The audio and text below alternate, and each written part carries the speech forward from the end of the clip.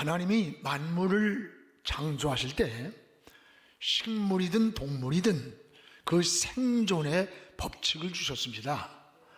이 세상의 모든 만물은 그 나름대로의 사는 방법이 있습니다.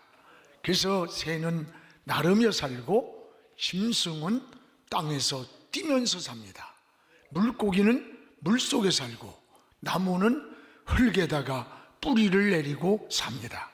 그러면 우리 인간은 어떻게 살아야 하는가? 땅을 밟고 살지만 하늘을 바라보고 사는 게 인간이에요. 그래서 히랍 사람들은 인간을 안드로포스 이렇게 말합니다. 이 뜻은 위를 바라보는 존재가 인간이라는 거예요.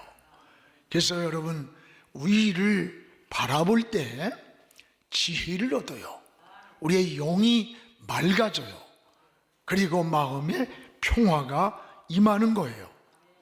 그래서 만물 중에 인간이 뛰어난 것은 하나님의 형상대로 지음받았기 때문에 우리 안에 하나님의 영이 계시고 하나님을 바라보기 때문에 하나님과 영적 교제를 이루면서 사는 겁니다. 그래서 인간을 영적인 존재라고 그래요. 우리 인간에게 하나님은 공중에 나는 새를, 그리고 땅에 기는 것, 또 물속에 있는 물고기, 심에 있는 모든 것들을 우리에게 다스리라, 정복하라, 이걸 가지라고 이렇게 권세를 주신 거예요. 이것은 하나님이 인간에게만 주신 특권이고 지혜입니다. 이런 축복을 누리며 살아야 되는 거예요. 이것이 하나님의 은혜요, 하나님의 뜻입니다. 그런데 인생을 살다 보면 믿음 안에 살면서도 고난과 시련을 당할 때가 있고, 또 실패를 만나고 희망이 보이지 않는 장애물을 만날 때가 참 많이 있습니다. 신앙생활 잘한다고 고난이 없는 거 아니에요. 또 모든 일이 잘 되고 형통하는 것만도 아닙니다.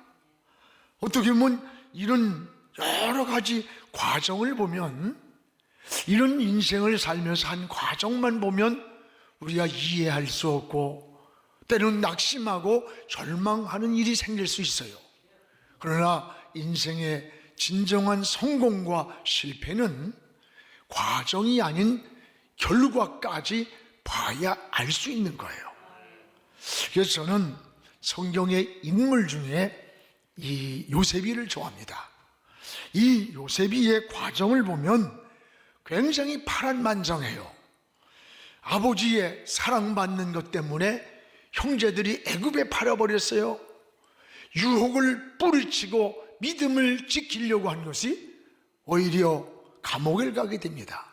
이런 과정만 보면 낙심하고 절망하고 하나님은 어디 계실까? 라고 반문할 수밖에 없는 일들이 생기게 됩니다.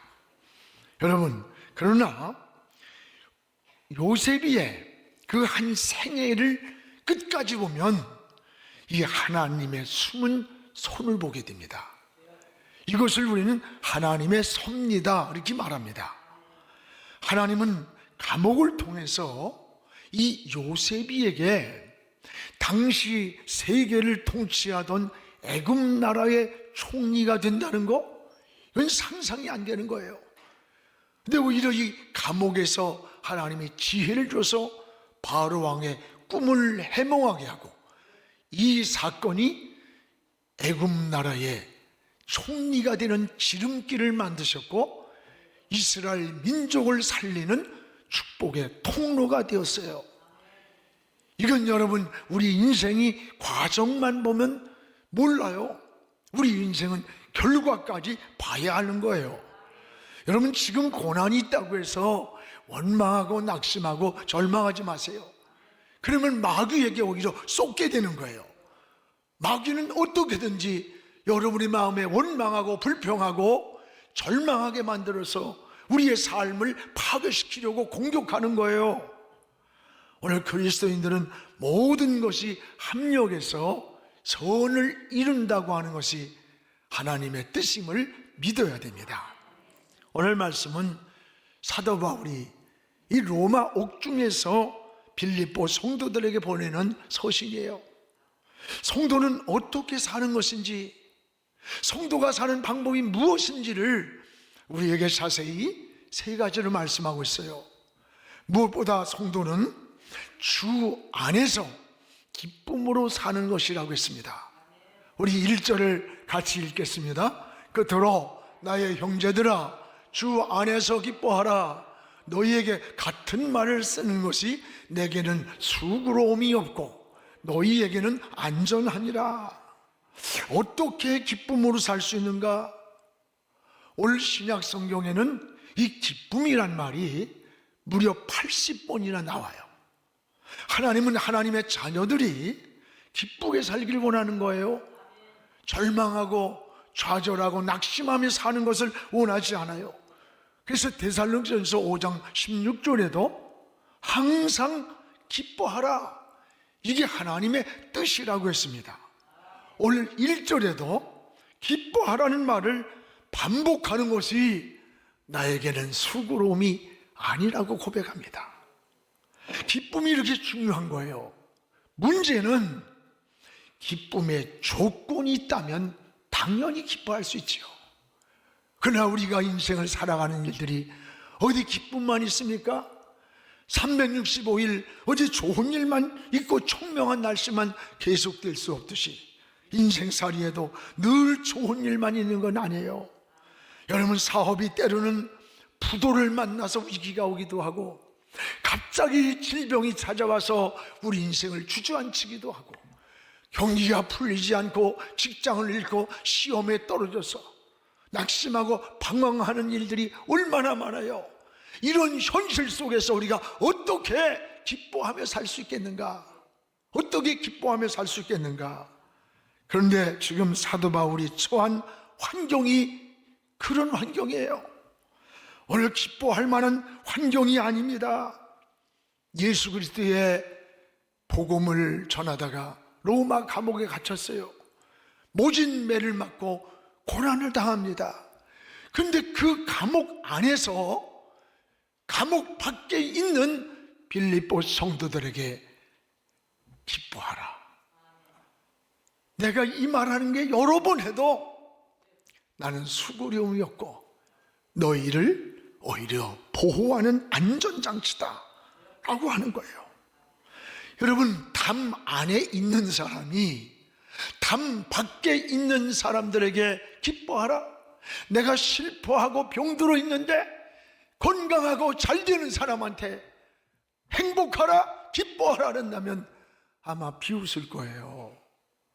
여러분, 이렇게 어떻게 이것이 가능할 수 있겠는가? 담 안에 있으면서 담 밖에 있는 성도들에게 기뻐하라고 할 수 있는 이것이 어떻게 가능할 수 있겠는가? 오늘 사도 바울은 여기에 중요한 키워드가 있습니다.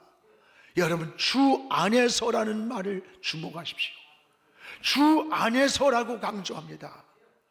오늘은 바울은 주 안에서 얻은 기쁨을 우리에게 소개하는 거예요. 이것은 어떤 환경이나 조건에서 얻는 기쁨이 아니에요.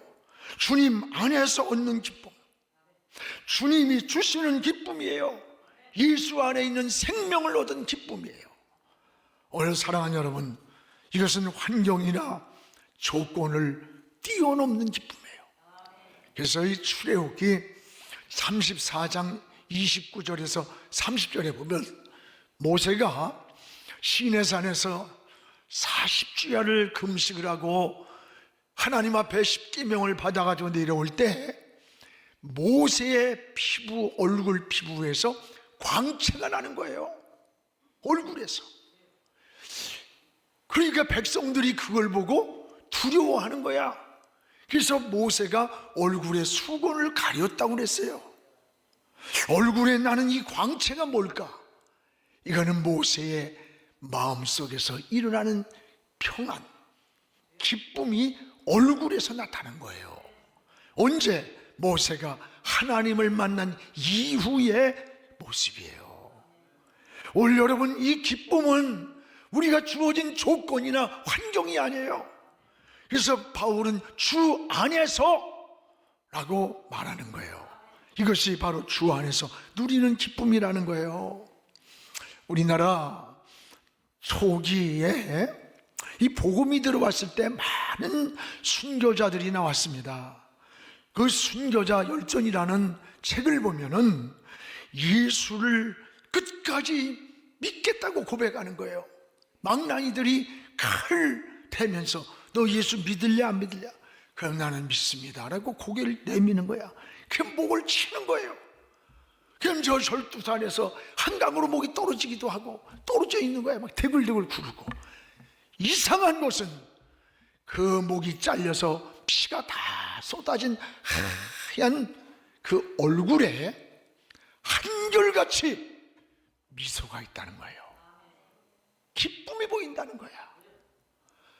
여러분, 죽음 앞에 놓여서 목을 잘려가면서 그들의 얼굴에 피를 다 쏟아진 그 모습에 기쁨이 보인다는 거예요. 여러분, 이게 어떻게 가능하겠습니까? 스데반도 돌에 맞아 죽어가면서 그의 얼굴이 천사의 얼굴 같았다라고 하는 게 나와요. 이것은 환경에서 얻는 평안이나 기쁨이 아니에요. 주님 안에서, 주님 품에서 누리는 평안이요, 기쁨을 말하는 거예요. 오늘 여러분에게도 주님 품으로 돌아오시기 바랍니다. 이 주님 품에서 진정한 기쁨을 누리고 평안을 누리고 하나님의 멈출 수 없는 은혜를 고백하는 우리의 삶이 되기를 주의 이름으로 축원합니다.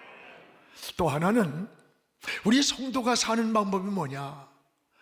사도 바울은 빌립보 교인들에게 특별히 성도가 삼가해야 할 것이 있다는 겁니다. 오늘 2절을 우리 같이 읽겠습니다.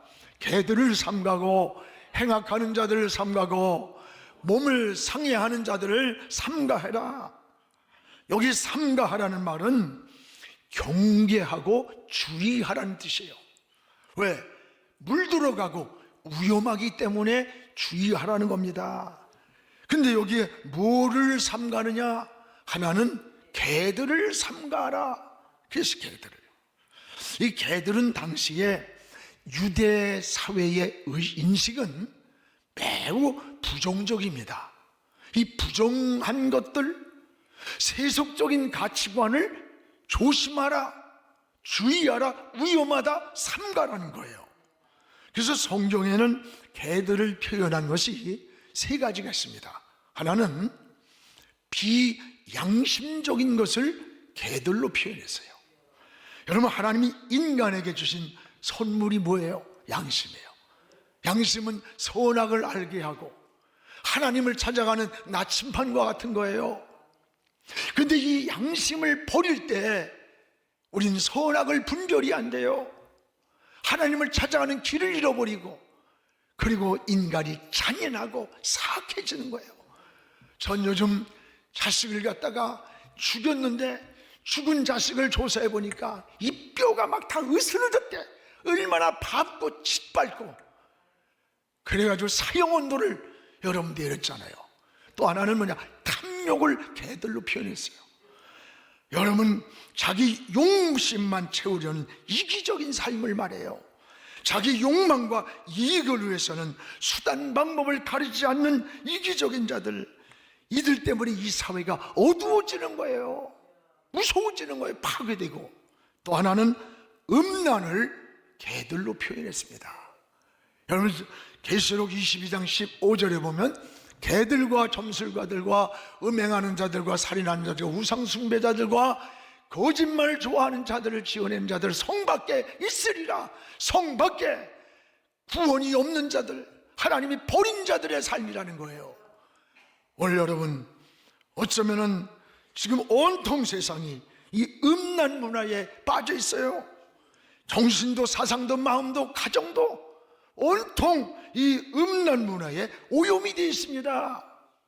건강한 사회, 건강한 문화, 건강한 교육을 위해서는 이 개들과 같은 더러움을 삼가하라는 거예요. 또 하나는 행악자들을 삼가하라. 주의하라, 조심하라는 거예요. 여기 행악자란 원문의 뜻을 보면 악한 일꾼이란 뜻이에요. 이것은 믿지 않는 저 바깥의 세상의 불신자들의 얘기가 아니에요. 하나님을 믿으며 직분을 받은 자들이 하나님 앞에 빗나가 버리고 잘못된 자들, 교회의 분쟁을 일으키고 파괴를 시키는 자들이 그 당시에 있었다는 거예요. 그래서 바울은 이들은 하나님의 일꾼이 아니다, 하나님이 버린 자들이다, 악한 일꾼이라 그랬어요. 악한 일꾼. 이런 자들을 조심하고 삼가고 경계하라는 거예요. 여러분, 살면서 가장 조심해야 할 것이 사람이랍니다. 외진 데서 사람을 만나면 가장 두려운 게 사람이래요. 우리는 사람과 더불어 살아가야 할 존재임에도 불구하고 사람을 조심하라고 하는 게 얼마나 불행한 삶이에요. 바울은 특별히 이 행악하는 자를 삼가하라, 조심하라, 주의하라는 거예요. 왜? 물들기 쉽고 또 거기에 오염되고 위험하기 때문이라는 거예요. 사랑하는 여러분, 오늘 여러분이 만나는 주변 사람들 돌아보세요. 여러분이 만나는 이웃들, 여러분이 만나는 친구들, 여러분이 만나는 주변 사람들이 어떤 분들입니까? 만나면 신앙에 유익을 줍니까? 내 신앙에 상처를 주고 신앙을 병들게 만듭니까? 삼가하는 것이 지혜라는 것을 깨닫기 바랍니다. 여러분, 세상이 너무 악하기 때문에 그래요. 이것이 성도의 지혜요, 성도가 바르게 사는 길임을 우리에게 잘 알려주고 있는 거예요. 또 하나는 성도가 사는 방법은 무엇보다 성령의 충만함으로 살기를 사모해야 한다는 겁니다. 오늘 3절을 우리 같이 읽겠습니다. 하나님의 성령으로 봉사하며 그리스도 예수로 자랑하고 육체로 신뢰하지 아니한 우리가 참 할례파라. 여기에 구원받은 이후 우리 그리스도인들이 성숙해지는 비결이 세 가지가 있습니다. 하나는 끊임없는 하나님의 말씀으로 사는 거예요. 끊임없이. 여러분, 말씀을 통해서 세상을 보는 거, 이걸 기독교적 세계관이라고 그래. 우리는 어떤 사물이든 어떤 사건이든 개인이든 가정이든 사회든 나라든 지구촌이든 성경이라고 하는 렌즈를 통해서 보면 답을 찾을 수 있어요. 기준이 분명합니다. 성경에서 어떻게 말씀할까를 찾아내는 거예요. 이게 여러분 우리 그리스도인들의 삶이에요. 또 하나는 끊임없는 기도하는 일입니다. 기도는 방법을 찾는 게 아니에요. 하나님을 찾는 거예요. 구원받은 성도는 끊임없이 영적인 호흡을 하며 하나님을 사모하고 하나님을 찾아야 되는 거예요. 또 하나는 섬김의 삶이에요. 섬김의 삶. 섬김의 삶이란 말은 우리가 하나님 앞에 선교하는 거, 헌신하는 거, 봉사하는 거, 사랑을 나누는 것, 이걸 섬김이라고 그래요. 예수 믿고 구원받은 이후에 우리의 삶은 천국 보내주세요, 이런 기도하는 게 아니에요. 우리는 이미 구원 열차를 타고 하나님 자녀가 되었어요. 하나님의 자녀가 된 구원받은 우리는 끊임없이 하나님 말씀을 읽고 듣고 지키며 끊임없이 하나님께 기도하면서 끊임없이 내가 섬길 것이 무엇인지, 봉사할 게 뭔지, 헌신할 것이 무엇인지를 찾아나갈 때 우리의 영혼은 성숙해지는 거예요. 그리고 우리는 하나님의 나라의 상급을 쌓으며 사는 겁니다. 이게 그리스도인들의 건강한 신앙이요, 건강한 믿음이 되어지는 거예요. 중요한 것은 여기서 사도 바울이 지적하는 게 있어요. 너희가 말씀과 기도와 섬김의 삶을 살 때 어떻게 해야 되느냐? 여기에 성령으로 섬기라는 거예요. 성령으로 봉사한다는 말은 하나님의 은혜에 감사해서, 너무 하나님 은혜가 감사해서 섬기는 걸 말해요. 하나님의 영이 내 마음을 감동해서 여러분 자원하는 마음으로 하나님을 섬기고 이웃을 섬기고 헌신하며 사는 삶을 성령으로 봉사하는 삶이라는 거예요. 전에 휴스턴에서 목회자 세미나가 있었어요. 거기에 암 환자인데 거의 말기암이에요. 아주 몸이 여인 그 분이 목회자들이 이렇게 식사를 배부시게 할 때 그 옆에 서서 수저를 이렇게 놔주면서 있어요. 너무 몸이 약하고 해서 이야기를 나눴더니 그 담임 목사님이 그분 이야기를 하면서 말기암입니다. 그러면서 그 이야기를 쭉 하는데 목사님이 목이 메어가지고 말을 잇지 못하고 우는 거예요. 그 집사님이 이런 고백을 해요. 저의 남은 시간이 얼마인지 모릅니다.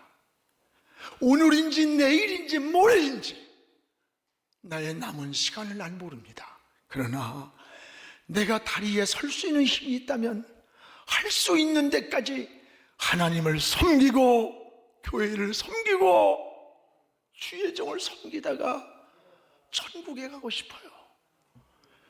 그 이야기를 듣고 우리들이 같이 그분을 위해서 간절히 기도하면서 같이 울었어요. 여러분, 바로 성령으로 봉사한다는 게 이런 거예요. 가슴에서 우러나와서 하나님께 드리는 거예요. 예배를 드리고 시간을 드리고 마음을 드리고 몸을 드리고 재능을 드리고 헌신을 하면서 사는 거예요. 마음이 뜨거워서 주님을 섬기는 거예요. 하나님을 섬기는 삶, 바울은 너희들이 하나님을 섬기되 성령으로 섬기려는 거예요. 성령으로. 여러분, 찬양을 하든 우리가 하나님 앞에 어떤 봉사를 하든 마음에 기뻐서, 마음에 우러나와서, 마음의 감동을 가지고 하나님을 섬기는 자가 되기를 축복합니다. 또 하나는 오늘 3절에 성도는 예수를 자랑하라는 겁니다. 우리가 세상에 사면서 두 가지 자랑이 있어요. 하나는 육체적 자랑이 있어요. 또 하나는 영적인 자랑이 있어요. 자랑거리가 있다는 것은 좋은 겁니다. 그래서 사람들은 가문을 자랑하고 명예를 자랑하고 자녀를 자랑하고 지식을 자랑하고 자랑해요. 자랑거리가 있다는 건 좋은 거예요. 그렇다면 우리 그리스도인들은 뭘 자랑하며 살아야 되는 건가? 진정한 그리스도인들은 오늘 여기에 바울은 3장 8절에 이렇게 말씀합니다. 모든 것을 해로 여김은 내 주 그리스도 예수를 아는 지식이 가장 고상하기 때문이라. 내가 그를 주님을 위하여 모든 것을 버리고 배설물로 여김은 그리스도를 얻고 영생을 취함에 최고의 자랑이요 영광이기 때문이라는 거예요. 바울이 자랑할 게 얼마나 많아요. 가마리엘 문화재, 오늘날 말에 하버드 출신이에요. 히브리인 중에 히브리인, 로마인 중에 로마인, 바리새인 중에 바리새인, 종교 최고의 지도자예요. 이런 모든 자랑할 게 너무 많았지만 내가 그리스도를 만난 이후로 다메섹에서 이런 것들은 배설물로 여긴다. 내가 자랑할 것이라면 예수 그리스도라는 거예요. 바울은 오직 예수님을 자랑했고 구원받은 은혜를 자랑하고 십자가 외에는 자랑할 것이 없다는 고백을 했습니다. 이것이 의대받은 자의 모습이에요. 성도는 무엇을 하든지 주님을 자랑하시기 바랍니다. 주님을 높이시기 바랍니다. 자녀가 공부를 잘해도 하나님이 주신 지혜라고 말해야 돼. 여러분, 직장에 취업을 했어도 하나님 내게 이 어려운 불황에서 주신 축복이에요. 여러분, 사업이 어려움에서도 잘 돼도 이게 여러분 얼마나 어렵습니까? 하나님이 주신 은혜예요. 사람을 만나고 때를 만나는 은혜 주신 거예요. 주의 일하라고 섬기라고 주신 거예요. 이럴 때 하나님이 얼마나 기뻐해요. 여러분, 자식이 부모에게 늘 그런 고백을 해야 돼. 엄마 아버지, 나를 이렇게 키워주시고 내가 여기 있는 거 엄마 아버지 까닭이야. 너무 감사해. 이런 말 한마디만 들으면요 가슴이 뭉클한 거야. 내가 너에게 제대로 옷도 못 해주고 먹을 걸 못 어쩌고 교육도 못 시켰는데 내가 이렇게 미안하면서도 너무 감격하는 거예요. 우리는 하나님을 감동시켜야 되는 거예요. 하나님의 마음을 감동시킬 때 이게 뭐예요? 주님을 자랑하는 거예요. 하나님을 자랑하는 거예요. 그래서 바울은 너희는 예수를 자랑하는 자가 되라는 거예요. 그렇습니다. 사랑하는 우리 성도 여러분, 여러분은 하나님의 은혜로 살고 있다고 고백을 합니까? 성도는 세상 사람들과 살아가는 방법이 다른 거예요. 다른 거예요. 삶의 가치관이 다르고 세계관이 다르고 추구하는 목표가 다른 거예요. 기쁨의 출처가 예수 안에 있는 거예요. 우리의 목자장 되시는 주님이 나타나시는 그날에 여러분에게 축복의 면류관을 주실 뿐만 아니라 풍성한 하나님의 은혜로 여러분의 앞길을 축복해 주실 것입니다.